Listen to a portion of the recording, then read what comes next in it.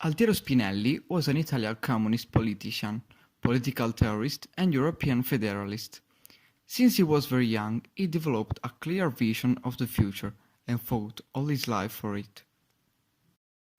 At the age of 17, in 1924, he took part in the clandestine struggle against fascism.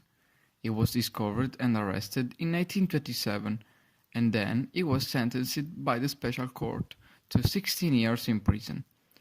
During the 10 first years he spent in prison, Spinelli studied science, languages, history and philosophy.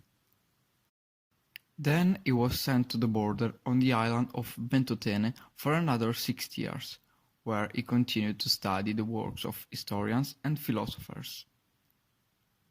With Ernesto Rossi, Eugenio Colorni and Ursula Hirschman, his future wife, he will draft the Manifesto for a Free and United Europe, better known as the Manifesto of Ventotene, the document that laid down the foundation for the European Federalist movement.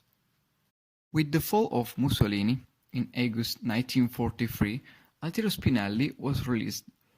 In April 1944, Spinelli left to Paris, where he took part in an historic meeting in which, together with English, French, German and Swiss politicians and intellectuals, he founded the International Committee for the European Federation.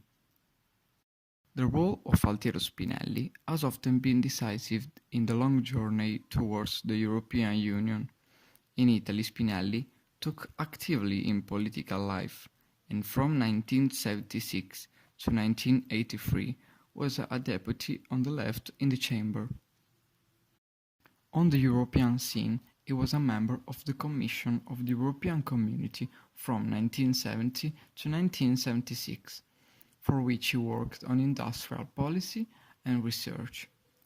He was also a member of the European Parliament from 1976 to his death in Rome on 23 May 1986.